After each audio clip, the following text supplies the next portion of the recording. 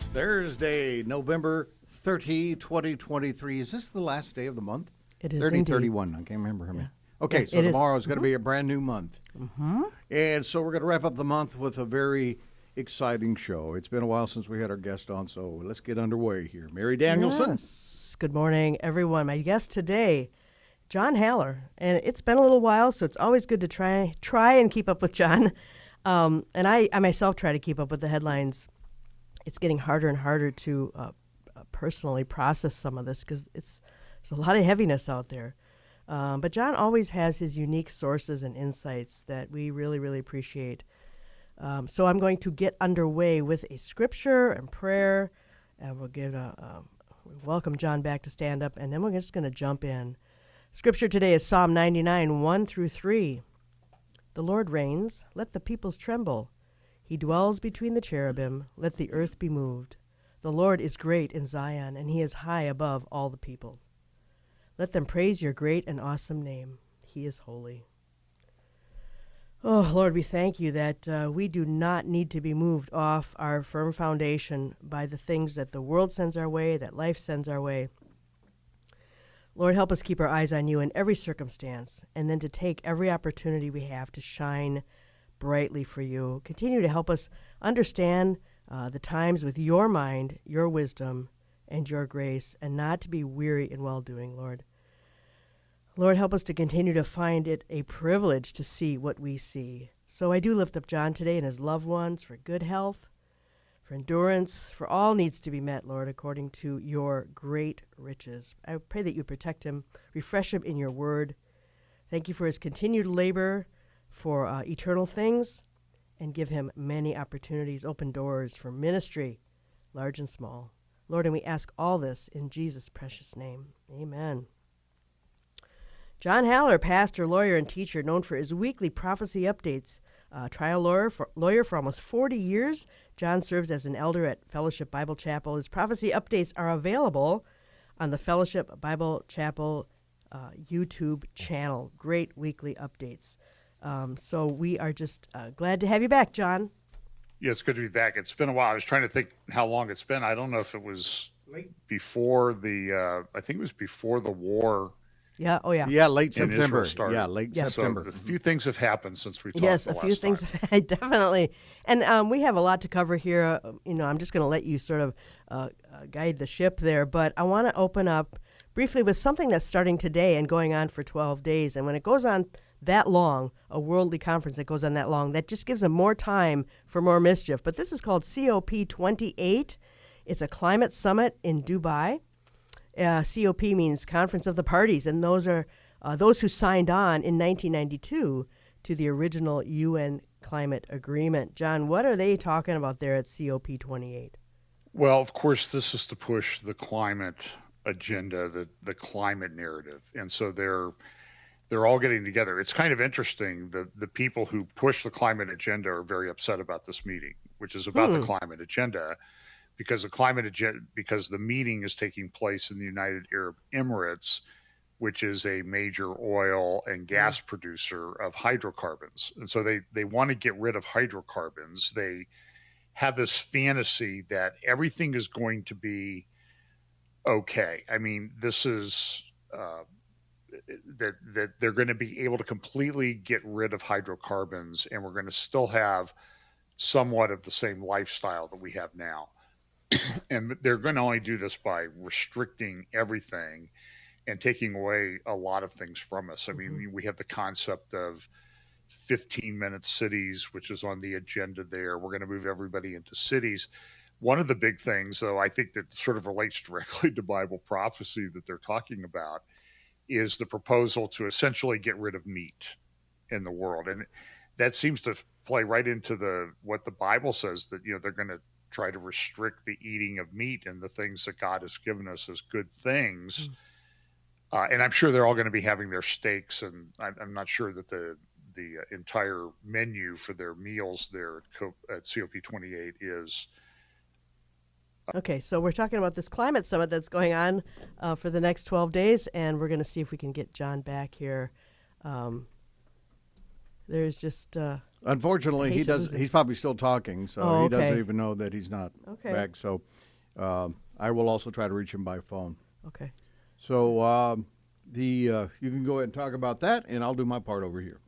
All right. Well, we were talking about the climate summit. My understanding with an article that I read just yesterday was that if all these things are in place and they're going to completely cut carbon by 2040, which is, of course, on Earth is an impossibility. We need carbon for life. We need carbon for plants. But that it would require an 85% reduction in our current lifestyles, which is a fairly serious reduction. I don't know if Americans are ready for that sort of thing, but this kind of tyranny is being thrust upon us, whether we like it or not. American Thinker has a great article called Why We Are Sleepwalking into Tyranny. And he says the world is heading quite rapidly towards tyranny. We are in a revolutionary period that will dramatically change civilization. Few people understand the gravity of our situation. And then he talks about some of the reasons why the majority of people seem oblivious to the danger. And he says that this is why we are sleepwalking into tyranny. And he talks about the normalcy bias, which is something that happens during a time of crisis, leading us to disregard any signs or warnings that we are in danger. You there? Yeah, I got him on the phone Yeah, now. sure. Oh, you are there. Okay. This is so interesting because I did post on my Facebook page this morning. Remember we had this trouble Yes. before. Yes. And I post on my Facebook page, I'm going to be on Stand Up for the Truth. And within a couple minutes, it happens every time. And then the last time, I think, remember we tried to record, it didn't work, and then we recorded again, and I didn't post anything about it in advance, and it worked. Yeah. So they haven't. So I personally think that something strange is going on, that this happens all the time. Yeah, when I saw your post on Facebook, I went, Yep. I sure wish you wouldn't have done that. I saw it too. I didn't even think about it. So I don't know. I don't know why. I guess. So do we people going to that start are- all over? No. Where did we Wait, leave wait, off, but- Mary? Well, he was talking about the climate summit going on in Dubai right now, and then I switched to the normalcy/conformity bias, just to kind of, give people something to ponder while we were waiting. But, John, I think we did cover the climate change. I'd like to go on to Israel, if you're okay with that. Sure. Well, if I could just say, did Yes. I mention the thing about the banning meat? Yeah, you that did. They, Okay. I didn't know if I'd cut out before that. A lot of people attach a little more significance to the COP28 and the things that are going on. And I think Prince Charles will be there today or tomorrow to give an opening message. He's very, very involved in this. There are some theories that he is the man of perdition, the son of perdition that's coming. And I sort of take an open view of that, is that we'll know it, we'll see it when it happens. But I certainly think it's to be looked at. And he came up with this thing called, I don't know if we've ever talked about this, Terra Carta, Yes. where he talks about, it's sort of like a play on the Magna Carta. And it's just, it's really unbelievable what we're seeing on. There's images there of this art center that they have at the COP28. And what they have is an AI-created digital tree of life that's sort of at the center of this meeting. So it'll be interesting to watch over the next couple of days. Yeah. But you were correct that they really want to take away our lifestyle, and they think that they're going to, the United States says, and Australia and other countries say, well, we're going to stop building coal-burning power plants, but all the developing countries are building thousands of coal-burning power plants, so it's not going to make any difference anyway. And these solar and wind projects will not produce the power that's needed to sustain any sort of a lifestyle. I mean, it's the whole electric vehicle market is falling apart. I saw that. Yeah. It's a big sham. It's a scam that they're perpetrating on us for purposes of control. Well, and if people believe the lies, just like with COVID or anything else, then we get to that conformity bias situation where they just become zombies. And as American Thinker says, they sleepwalk into tyranny because they believe the lies. There's always going to be those who don't, but the majority of people are believing this stuff, and so they just capitulate to all the deception that's out there, and that here we are, and that's exactly, I think, why we are where we are. Agreed. Yeah. Agreed. Okay. Okay. Do you want to switch gears towards Israel here with the Yeah, hostage situation? we could switch towards Israel. Okay. I mean, so we haven't talked since this war with Hamas started back on October 7th, and I've been following it closely. I do participate in daily briefings with a couple of organizations, one of which is an organization called IDSF, Israeli Defense and Security Forum, founded by my friend Brigadier General, retired Amir Avivi. And the news there is Israel. It's interesting that Israel was very divided before this happened. Now Israel is largely unified. One of the things I think we're going to see, though, is I just do not see how Prime Minister Netanyahu survives this politically. Mm-hmm. There are many, many calls daily, protests for his resignation. It's a very difficult situation that Israel has. Israel's really facing enormous threats. And by the way, I support Israel. That doesn't mean I think everything that Israel has ever done is right or correct. Mm-hmm. But it is clear that there are a lot of people on this earth, and they're coming out of the woodwork now. I think I heard your talk with Patrick Wood last week on the rise of anti-Semitism, and I support everything that you guys talked about in that, because this is a shocking thing to see. So Israel's facing a number of threats, and some of them have time stamps. There was a good article or Facebook post last week by a friend of mine, Jonathan Spire, who I consider to be probably the leading Middle East war correspondent. He has spent a lot of time in Syria and other Arab countries where ISIS and other not so good actors have been involved. And he says Israel's really got a few things on their plate. They need to go in and they need to eradicate Hamas. Everybody agrees, that's a thinking person, that needs to be done. However, that needs to be done rather quickly, because the other part of it is that as this goes on, and you can see this now, whereas Israel in the first few days of this had a lot of support around the world, that support has pretty much evaporated. They don't get really much of any support from our government. You know, Blinken and Biden and these guys run around like, oh, we're big Israel supporters, and then they do everything they can to undermine Israel, mainly by requiring that this ceasefire be extended. And as the ceasefire is extended, hundreds of trucks of aid are going in to the Gaza Strip on a daily basis to allow Hamas to rearm itself. So as the ceasefire extends, and they just let these hostages out in drips and drabs, there's a few here, a few there. The public opinion shifts with the ability of Hamas to rearm itself. And this is an information war that I think this is what we're going to see going forward. A lot of these wars of misinformation, disinformation. We see this happening all the time with the narratives that develop about our own elections and that sort of thing. But the information that's coming out from anti-Israel people now on the internet, and the way that Hamas, I think with the assistance of the Chinese Communist Party, has weaponized platforms like TikTok. Now, I'm not on TikTok, but I see videos from TikTok, and I can just say that it's a tool that is completely propagandizing young people. And so you see them coming out in these protests. You see them running through cities, tearing down the posters that have been put up of the hostages. Right. And they say, well, that's just propaganda. And they support Hamas, which is a radical Muslim Sharia law or Muslim Brotherhood organization. And they'll say things like, they'll have groups like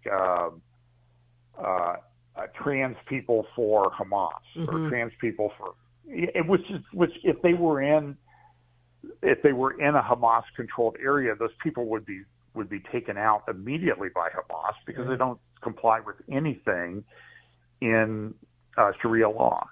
So I'm just really troubled by the propaganda war that's going on, and internally in Israel politically, you're seeing some cracks in the coalition and that type of thing. But understand, I mean, I woke up this morning. I was thinking, laying awake last night, thinking about what we would talk about, and we have the ceasefire, and everybody's the ceasefire is great, and the hostages are getting out. But then this morning in Jerusalem, there was a shooting at a checkpoint coming into Jerusalem, and a couple hostages were killed, and at least one Israeli Jewish man was killed. He's one of the most important rabbinical judges in Israel was shot and killed at the checkpoint. And these were Hamas operatives. And it's sort of like, so I thought there was a ceasefire, but the ceasefire is only for the Gaza Strip, but not Jerusalem. So this indicates the problem that Israel has. I sent you an article from Caroline Glick. She referred to a university had done a survey post-October 7th about what the attitudes were. And what they found was that within Israel, Israel, there's Gaza Strip is separate. They have the West Bank, which is sort of under control, parts of it under control of Israel, part under the Palestinian Authority. But among the Arabs within Israel, 75 to 80% were in support of what Hamas had done on October 7th. Yeah. That's internal within Israel. So Israel's facing multiple fronts in this war. You have Gaza, you have what's going on in the north. That seems to be in a state of relative calm. Iran and its proxy Hezbollah are doing probing up there. But then you have the problems in the West Bank where things are, from everything I can see and people that I talk into Israel, that is a powder keg ready to explode. And what is Israel going to do with that situation? What is, and then you have the internal things in Israel among parts of the Arab population, Arab Israelis, that support Hamas. I mean, it appears that this is an almost impossible situation. It is. And then the big question is, what, as my friend Amir Abibi has said, and wrote a pretty good article on IDSF blog about it, what does the day after Hamas look like? Let's say they get rid of Hamas. Now what do they do? This is, I don't know that there's, well, I will say I don't know that there's anybody wise enough on the planet to do that. Yes. But what I'm seeing, Mary, is I'm seeing a lot of people asking the question or making the statement, wouldn't it be great if there was somebody who could come and help us work through this? Wow. John, my husband and I had that conversation yesterday. Why isn't there somebody who can come through? On top of my notes, it says, what would Solomon do? I'm not kidding. That is on the top of my notes today. Because when I read Carolyn Glick's article, I came to that very same conclusion. Because it says here that the Westerners generally insist that the Palestinians are peaceful and they all hate Hamas. But that's not really true. It says the Palestinians hate them as much as they hate Israel. 98% of Palestinians hate the U.S. and 97% hate Britain. So you can throw all these statistics up in the air, but the bottom line, according to Caroline, what do the Palestinians want? They just want to get rid of Israel, and so that's the overriding sentiment here. Let's just get rid of Israel. So the rest is just kind of doesn't really even matter anymore because that's the bottom line goal of all of this. Well, go ahead. Well, I was going to say Caroline she did a video last week about. She interviewed a Nobel Prize winner in mathematics on gaming theory. And he's in his 90s, and he's a Holocaust survivor. And it was very interesting. I wish I had the quote pulled up, so I don't want to misrepresent what she said. I respect Caroline a lot. She's Jewish, of course. She's not a Christian. But at the end of her thing, she talked about, she used the example of when you go out and walk your dogs, sometimes your dogs will get ahead of you and they'll be looking back to see where they should go. And she said, this is almost like, this is similar to what we're at as we're entering this age of expectation of a coming Messiah to resolve this. Yeah. Now, so that, that as Christians, we think that sort of has hope and also problems, because are you looking for the right Messiah? Mm-hmm. And we know there's a false one coming, and that's the concern, Mm-hmm. that someone will come along and say, hey, I've got all the solutions. I've got the answers to this. Really, just follow me. Right. And I think as Christians, we need to kind of think through how we're going to use these things. I'll give you an example. So this conflict, as is a lot of these conflicts and attacks have been provoked by Muslim leaders in the past and currently concerning what they consider to be threats to Al-Aqsa. Now, Al-Aqsa is, there's a mosque on the Temple Mount that's called Al-Aqsa, but the other part of the Temple Mount, there's a Dome of the Rock, which is not a mosque. It's a commemorative building. I was actually, in 1995, we were there, and we were able to go inside there. I don't think non-Muslims are allowed to go in there any longer. We could actually even go into the Al-Aqsa Mosque. But there's the Temple Mount compound. They've redefined that as the entire thing is Al-Aqsa. And so you see the imagery, you see it in the Iranian videos, you see it in the propaganda videos that Israel is, there's an attack on the Temple Mount. There's an attack on Al-Aqsa. Mm-hmm. So that's why this operation in Gaza, where the people from Hamas and other terrorists, including civilians, non-Hamas civilians, came across and slaughtered people, raped people, killed people, kidnapped them. That was called Al-Aqsa flood or Al-Aqsa storm. And so this has been a constant theme of provocation by Muslims in Israel since the Jews started coming back into the land in large numbers in the late 19th century. But, for example, in 1929, there was an attack on a mosque, or there was an attack in Hebron that ended up killing 70 or 80 Jews. They were slaughtered, almost identical to what happened here in Gaza on October 7th. And that was provoked by the Hajj Aman al-Husseini, this Hitler-loving guy who was in charge of the Temple Mount under the auspices of the Jordanian government, provoking everybody, the Muslims in Jerusalem, that the Jews were going to destroy the Al-Aqsa Mosque. And that led to this slaughter. So this is a constant recurring theme. And so we know as Christians, we know that there's different things prophetically that are coming. We think there's a temple coming. There's a lot of preparation for that. Talk about the red heifer and everything. And so what I've been trying to think about, though, is how do we use that, those things which we know will be used for bad, but how do we use that to point people to Jesus?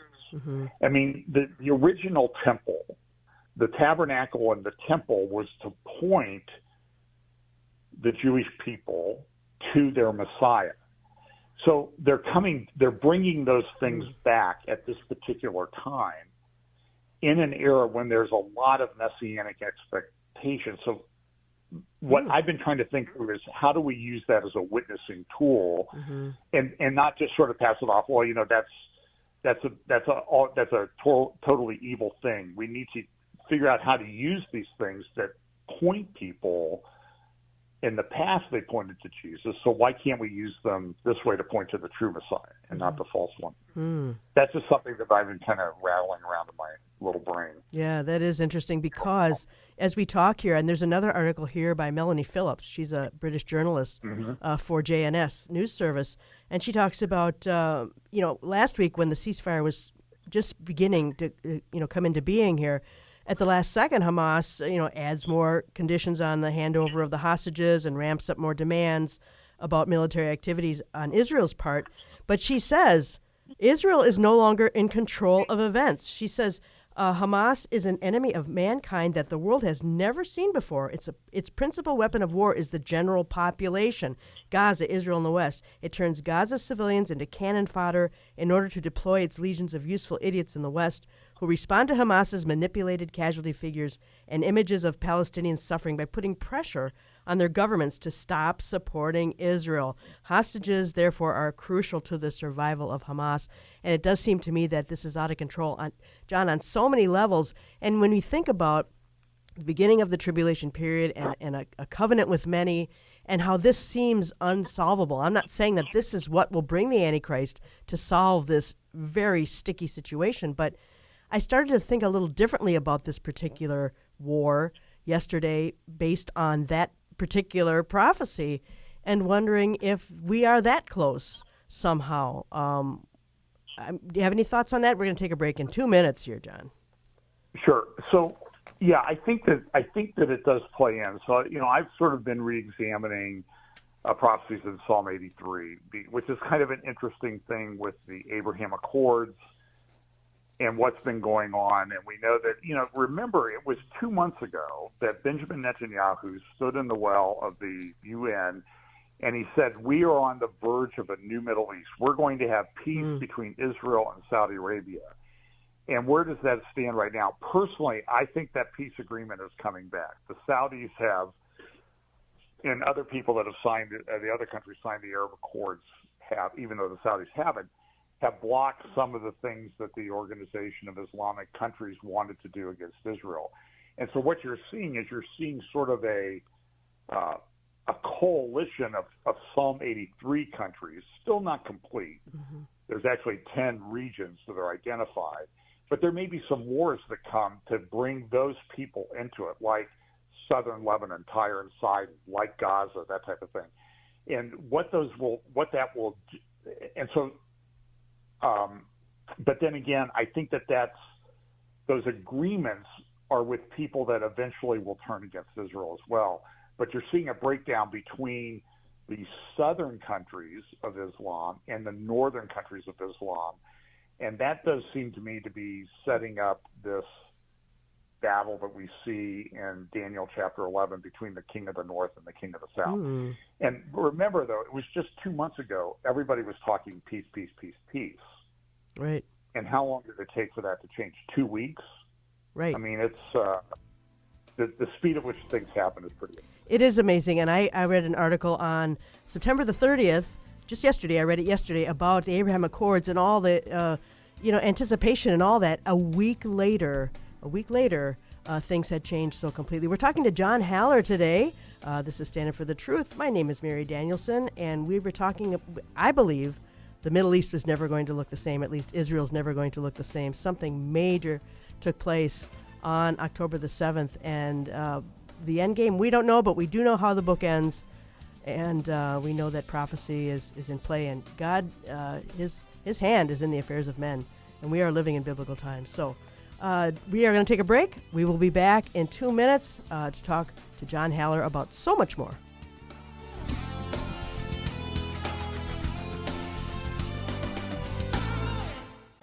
Feedback, questions, and topic suggestions are always appreciated. Email us at comments@standupforthetruth.com. Welcome back to Stand Up for the Truth for this Thursday, the last day of November. My name is Mary Danielsen, and we are speaking with John Haller today. And sorting through all the articles, it just makes your head explode. But I think everyone feels that way, that we're a little overwhelmed. And John, I want to get back a little bit to Israel before we segue into AI and several other things here. Elon Musk met with Netanyahu this week. And offered help. I don't know what that means exactly. What can you tell us about Elon's activities of late? Well, Elon's been pretty good at getting himself into trouble with the anti-Israel crowd right now. I mean, he did mention, and I think he made a good observation, but he's been accused of being anti-Semitic. He said, listen, a lot of left-wing Jewish people have been funding these woke anti-West, anti-Israel entities, NGOs and that type of thing. And now they're turning around and they're coming after all Jews. And they're having trouble understanding that. And I think he made a good point is, what did you people think was going to happen when you were funding these things? Did you think that was never going to come, that they were never going to turn on you? So he got in a lot of trouble. But he did an interview this yesterday. So he was with Netanyahu, and he said, look, I support Israel. I think Hamas needs to be taken out. And, of course, the anti-Israel, pro-Hamas crowd has come after him with a vengeance. A lot of countries are, a lot of companies are withdrawing their advertising from Twitter, or X as it's now called. By the way, X is also rolling out its own version of AI. You can go to x.ai and read about that. And I will just say it's kind of bizarre and strange. It's based on a book called A Hitchhiker's Guide to the Universe. Yeah. It's very, but that's Elon Musk's company that's rolling that out. And in the interview yesterday with Andrew Sorkin, I think, of the New York Times, so he was in Israel and now he's in New York doing this New York Times Deal Book interview. And it's about an hour and 20 minutes long. You can get it. But in that, he said, he had some very colorful, direct language to the people who don't want to advertise anymore on Twitter. He told them to, go away in sort of a way that we're not allowed to say on the air. And by the way, he said the same thing directly to the Disney company. And he said, who was there being interviewed in the same series of interviews the New York Times was doing. But anyway, at the end, he talked about the fact that, we need to have regulation. I think that he said the mix-up or the dust-up at OpenAI over firing Sam Altman, then firing the board, then hiring Sam Altman back, who co-founded OpenAI with Elon Musk a number of years ago. And Musk left because he thought that Sam Altman was getting too much into the commercial side. But essentially, he just said, listen, these AI companies, they say they're not using or basing anything on people's personal data. He says that's a complete lie. He says eventually the lawsuits will prove this to be true, but by then we'll have a digital god anyway, so what's the point going to be? And so we see all of these things happening to regulate AI. Musk said in the interview that he thought there was something going on that people within OpenAI, who he trusts and have good moral compasses, he said, saw something going on that really concerned them, and Sam Altman was not concerned about it enough, so they moved to get rid of Sam Altman. But that was a very small minority of people within OpenAI. This thing is developing so rapidly, and you see the computing power is developing that's needed to push AI is developing. There was an interview with or a speech that Ray Kurzweil, who was one of the big pushers of the concept of the singularity, when man and machine will merge. And Kurzweil used to say 2045. And there's a famous Time cover from back in 2011, I think, that said 2045, the year man becomes immortal. Now Kurzweil's saying that merger is going to be finished in 2029 and complete in 2030. Wow. Which is kind of an interesting time frame, depending on how you view some of the prophecies in Hosea about the 2 days, 2,000 years. The Lord goes away for 2,000 years. Then he comes back. I can't completely dismiss that idea as completely out of hand. And I'm not sure it's 30 AD, might be 31 or 32 AD, but I do think we live at a time, God gave us time markers for the first coming of Jesus. I think there may be some time markers, not day and time specific, but some seasonal time markers for the second return of Jesus. So, but this AI stuff, Mary, it's developing so quickly. I was reading about there's a computer at Argonne National Laboratories outside of Chicago that can do something like 1 quadrillion calculations a second. And it soon will be able to double. They will soon double that capacity. Jason Wang, who was interviewed at the New York Times thing yesterday from NVIDIA, they have a chip that they are putting out. It's and you can read about it. I've talked about it in some of my talks. It's about the size of an iPad, and that chip is powering a lot of this AI development. The chip has at least 200 billion transistors on it. What? One chip. And so I think I don't think we're really grasping what Yeah, happened.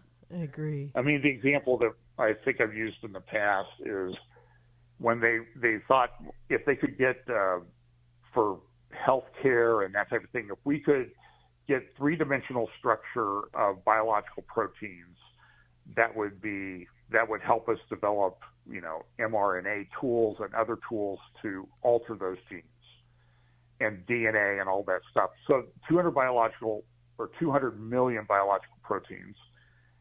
They took them about 2 years to figure out how to do it. And once they figured it out, they're able to literally construct for one protein, it used to take a PhD research scientist 5 years full time to come up with the three-dimensional structure. Took them 2 years to sort of figure out how to do it with computers. Literally within weeks, they were able to do all 200 million biological proteins, develop a three-dimensional picture of them. That's a billion years of PhD research time reduced to a matter of weeks. So so we know on the other side of this is that there's coming this son of perdition who will use this technology. Patrick Wood, my friend who you had on last week, good to see him back in circulation again. But I know he said a few months ago, he said, listen, when this end times thing really kicks off and we get into this final week of human history before the return of Jesus, when they get to this abomination of desolation, that's going to happen, and it's not going to be a situation where then the Antichrist and the false prophet will sit down and say, okay, should we maybe crowdfund the development of artificial intelligence in some way to control humanity? They're not going to do that. That's right. The technology is going to be there, and all they're going to have to do is flip the switch. Yes. I do think, Mary, that this is a very, very big deal and category that we need to be looking at as we go forward, because we're getting closer and closer to where they just flip the switch. Yep, I agree. Absolutely. And I've heard people say it almost seems like technology is set to outpace the book of Revelation at some point. So how close really are we? How far will God let us go? I was looking at this Yuval Harari. He was at a conference, the UN's conference, AI for Good Global Summit. He says, well, we are learning to use AI. It is learning to use us. And he says, the crucial thing to understand here is, and he says, this is the good news, we aren't going to slow down development. We need to slow down the deployment of it. In other words, we're going to give it a leash and let it out as we see fit, but we're going to keep developing it. So in the hands of sinful men, I don't hold out a whole lot of hope for Mr. His version of good news is not my version of good news. And he says, well, if you look at that, Mm-hmm. Go ahead. Well, I was going to say, if you look at that AI for Good summit that they had in this past summer, the initial opening of this was, here's AI, but what was all of it being designed to do? It was all designed around promoting the UN Sustainable Development Goals and the Agenda 2030. That's what we see going on at COP28 right now as we speak. Okay. Yeah. It's all very interconnected, and sometimes I wonder if Ferrari is if he really believes it or if he's just reporting it. Mm-hmm. I personally think that he's totally in on the end game.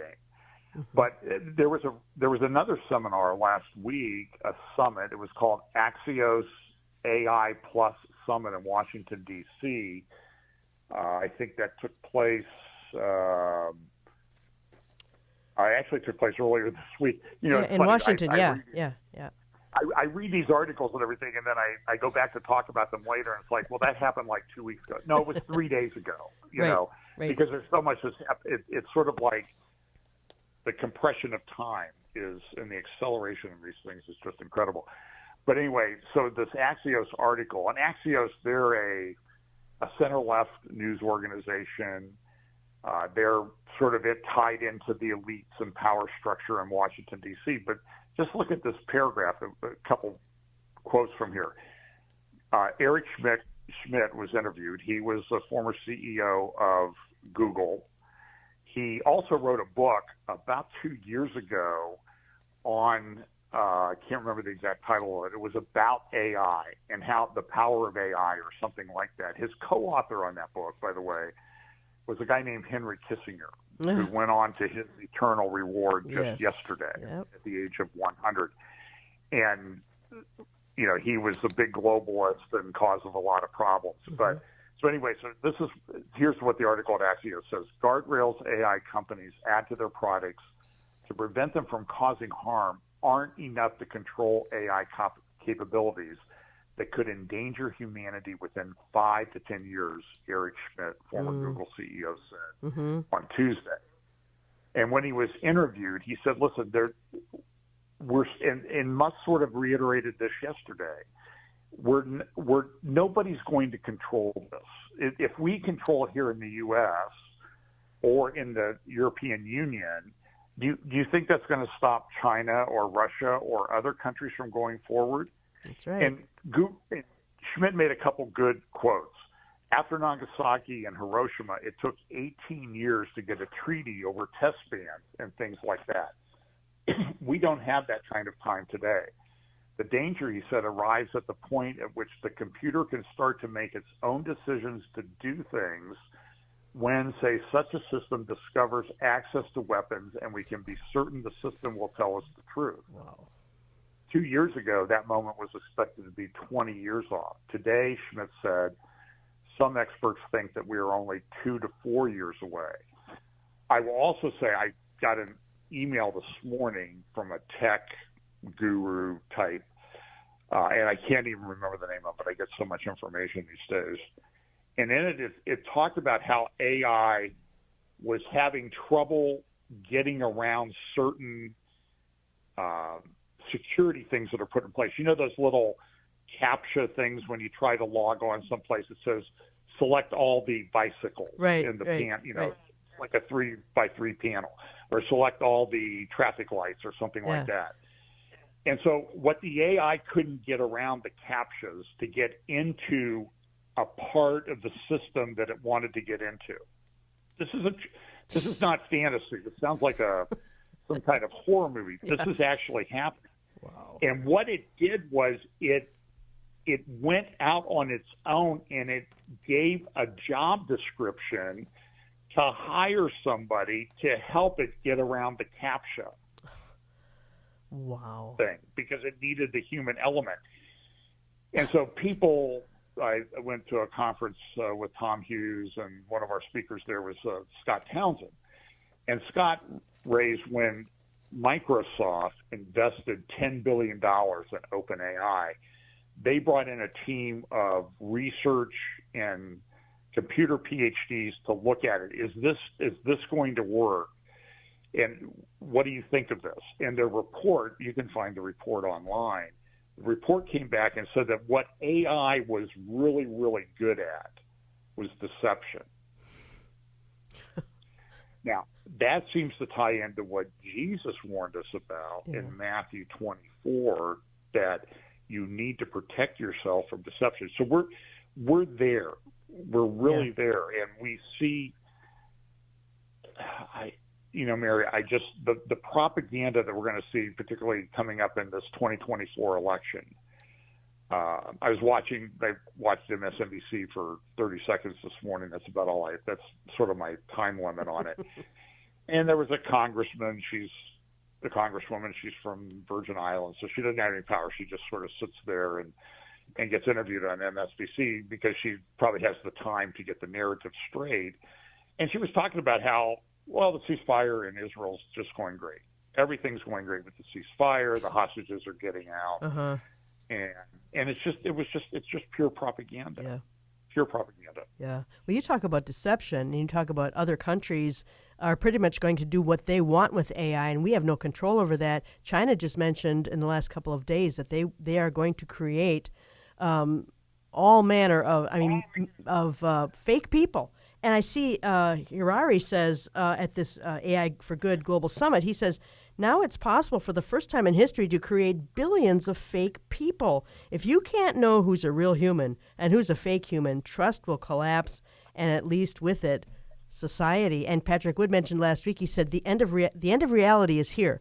You know, we have lost touch with reality, and so now we have China saying that they are going to release millions and millions of fake people into the world, and Harari says that we can do this.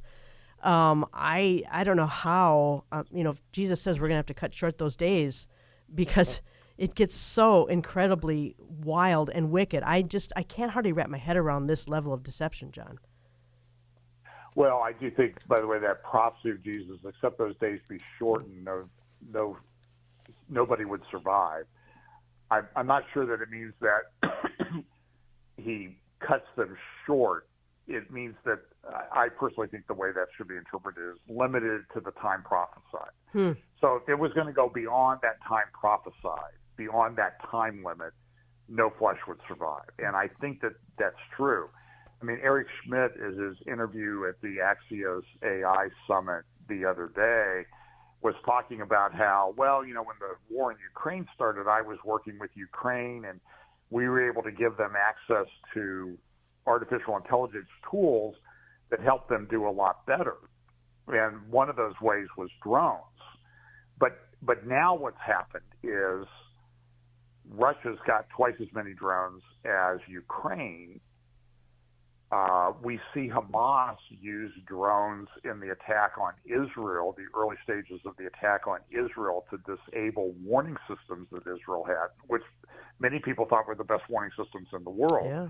But they were overcome by relatively cheap technology that uses pretty powerful computers. And so what Eric Schmidt said was these drones are like mobile flying operating platforms that you can reprogram and make them do things that nobody anticipated that they would be able to do. And this is in warfare. And so when Eric Schmidt says we've got maybe 2 or 4 years, I think you should believe him. Yeah. That 2 or 4 years, this thing is going to reach a tipping point, and it's going to be very, very difficult to. It's not going to be turned back. I don't think it's going to be regulated. Yeah. So I'm hopeful for the Lord to return. Yes, very hopeful. To kind of clean this up. I mean, I think that that's ultimately the issue. Yeah, and I thought it was interesting some of the things he said where he tied in Nagasaki and Hiroshima to this. It took 18 years to get a treaty over test bans over that. Well, Robert Oppenheimer said that the night before they were supposed to test these things, he said, we didn't know if it was going to evaporate and annihilate the entire universe or just this planet. He said, we had no idea what was going to happen. And it may be kind of wild to compare that to this, but they were civilization changers. Both of those things. They're still, right? It's interesting that Oppenheimer movie came out recently just at this time as we're discussing this. And really, we're sort of, a lot of the AI guys will say we're at an Oppenheimer moment. Yeah. And a lot of the top early AI guys like Max Tegmark and Jeffrey Hinton and a number of these guys, they've left. They said, it's gone too far. I'm out of here. I guess I'm going to go to my farm someplace and hope that I survive the apocalypse. Wow. Very interesting. Well, I was going to say, it's interesting. I was thinking about this the other day. Is like, in Islam, they think they can bring about the apocalypse. But now when Christians, if we support Israel, you're bringing about the apocalypse. No, we're not bringing about the apocalypse. That's going to happen regardless of what we do or don't do. But we get blamed for it. which is kind of interesting. We're the ones to blame for it when there's all these people running around Israel and the Middle East and in our cities. I mean, the protests going on, they're attacking the lighting of the Christmas tree in New York City last night, physical violence. I just think that to kind of circle back to what we were talking about at the beginning with Israel, the bad things that people are saying about Israel are being transferred over to people in the church, the evangelical church. Yeah. I mean, well, what did we talk about beforehand? Jack Smith, the prosecutor, was going after Trump on the J6 issues, just issued subpoenas for Twitter to produce the information from the accounts of everybody who liked or retweeted any of President Trump's posts leading up to January 6th. Yeah, and leading up to the election, Newsweek magazine has an exclusive from October. Donald Trump followers targeted by FBI as 2024 election nears. And that is a very distressing article. Anyone who shows any support for him whatsoever is on that radar. Not really surprising, though, completely. Is it, John? No, I mean, a friend of mine this morning sent me a tweet. It might have been Gary Bauer had shared it, and what it had said was it was a tweet where somebody they had tweeted about supporting President Trump, and Michael Hayden got on. Somebody posted a tweet and says, "What's the difference?" There's a picture of a lady with a gun, a Bible, and a flag, and on the next to a picture of a lady with a machine gun, Hamas flag, and a Quran.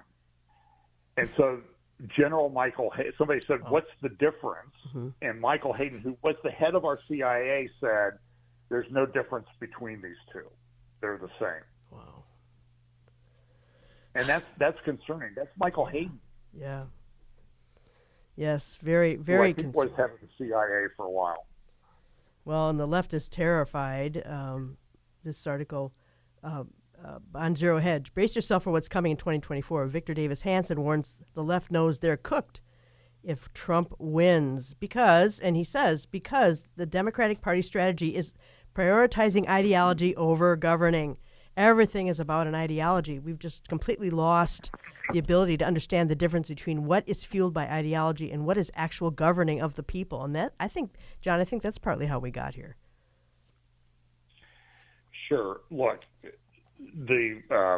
think I mentioned to you, I'm preaching on Sunday, and I'm preparing. It's on Paul on Mars Hill. And I got up Monday morning, and I thought, I'll have this done by noon on Monday. And it's still rattling around in my head as to how I'm going to approach it just because of the developments of this week. And that, Paul told the people, it was an interesting approach he took. He said, listen, the Creator created all men of one blood, which we don't agree with now in the world today. But that he says, listen, and you've worshipped him in ways of things made with hands, and you have this altar to the unknown God.